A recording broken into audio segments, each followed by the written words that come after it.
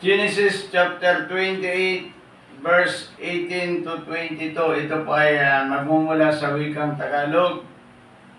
Maagang gumising si Jacob ng umagang iyon, kinuha niya ang inunan niyang bato. Nung panahon si Jacob ay naglalakbay, galing siya sa Beersheba, patungo siyang Haram. Siya ay ginabi. Nung ginabi si Jacob, nakatulog siya sa isang lugar. Ang tawag doon sa lugar na ay Bethel. Nung ang Panginoong Jesucristo ay ang Panginoon niya ay nung siya ay nakatulog, inunan niya yung bato at siya ay nanaginip na ang Diyos ay nandoon. At siya nung siya ay nanaginip, nakakita siya ng hagdan ng isang hagdan na mula sa lupa patungo sa langit at doon panikpanahog ang mga anghel ng Diyos. Nung ang Panginoon ay nangusap sa kanya, nangako si Jacob sa ating Diyos kasi tinawag si Jacob bilang papatnubay ng Panginoon. Sinabi niya dito sa 20, nangako si Jacob ng ganito, O Diyos, kung ako'y iyong sasamahan at iingatan sa paglalakbay na ito, papakainin at daramtan, sabi ng ni Jacob, at makababalik sa bahay ng aking ama. Kayo po ang aking magiging Diyos. Sasambahin sa lugar na ito na pinagtayuan ko ng batong alalahaning ito at iaalay ko sa iyo ang ikapo ng anumang ipagkakaloob nyo sa akin. Sabi dito ni Jacob. Dito nangako si Jacob na, Panginoon, kung ako'y iyong sasamahan, sasamahan mo ako, pakakainin at daramtan. Minsan, ang pagkatawag sa akin bilang pastor, nag-surrender ako ng aking business. Ang Diyos ang bahala sa akin. Minsan, minsan nagdadaw tayo, ano ba ang ating ikabubuhay? Diba? Nagdadaw tayo, ano ba ating ikabubuhay? Wala kung ang Diyos ang bahala sa atin. Iba ito, simula nung tinawag ka ng Panginoon, ikaw ay itinalaga ng Diyos, itinalaga ng Panginoon eh. Ang Diyos ang magpapala. Bakit ka pa nagpapakahirap sa wala naman sinasaway na nga tayo ng Panginoon na mag-business? Kasi ang isang pastor o tinawag ng Diyos bilang tagapaglingkod niya, hindi ho kayo magiging matagumpay na kayo magbi-business kung kayo tinawag ng Diyos. Tandaan niyo po yan. Sabi ni Jacob, si Jacob ay mayaman. Mayaman ba si Jacob? Hindi si Job, si Jacob. Mayaman ba si Jacob? Oo, dati mayaman. Pero sabi niya, nung siya tinawag ng Panginoon, sabi niya, Panginoon, samahan mo ako. Pakainin mo ako at daramtan mo ako. At ikaw ang aking magiging Diyos. Ito yung ating dapat kondisyon at sa ating mga Kristiyano bilang para makita natin, magbasa tayo ng Biblia para makita natin yung mga pangako ng Diyos sa atin.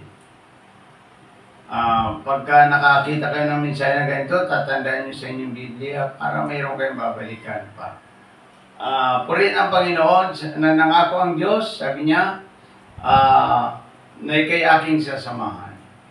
Dito, pinapakita, ilang beses na pinakita sa akin ng Panginoon na sinamahan niya tayo.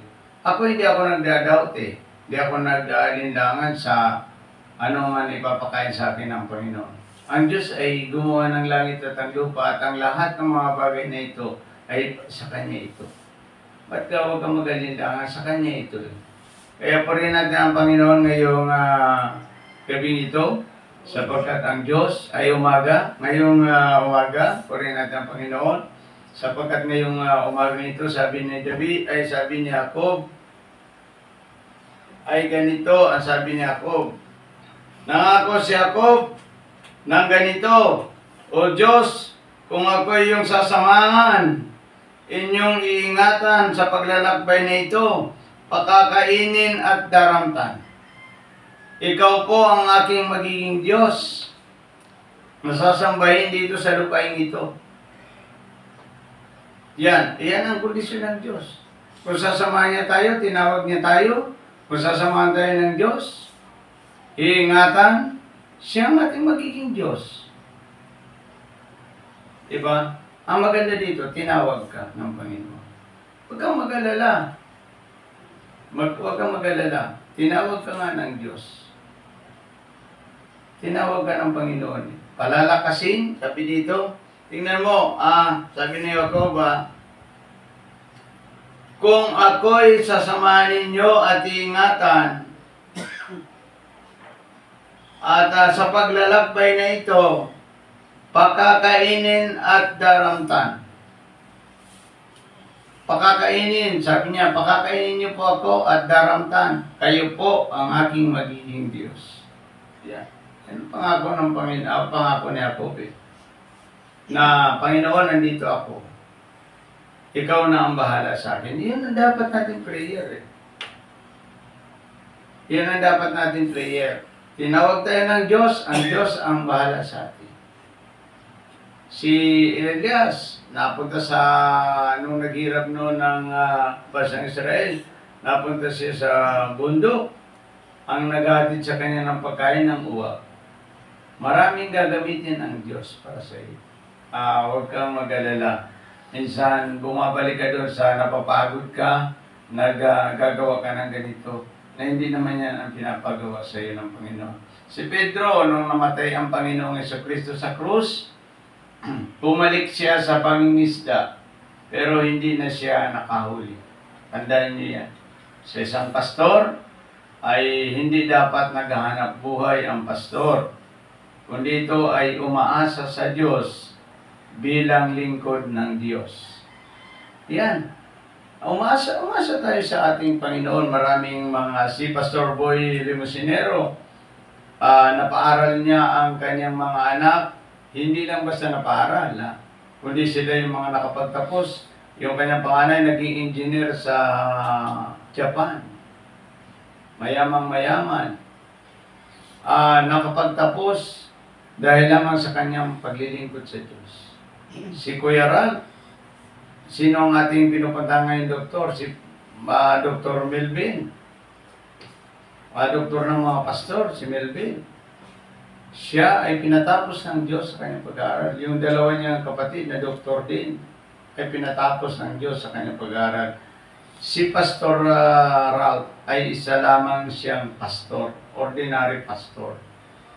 Pinag-aral. Di ba sabi dito ni Jacob, kung ako'y susunod sa iyo at sasamahan mo ako, pakakainin mo ako at daramtan. Ang Diyos ang bahala sa iyo. Huwag kang mag-alala.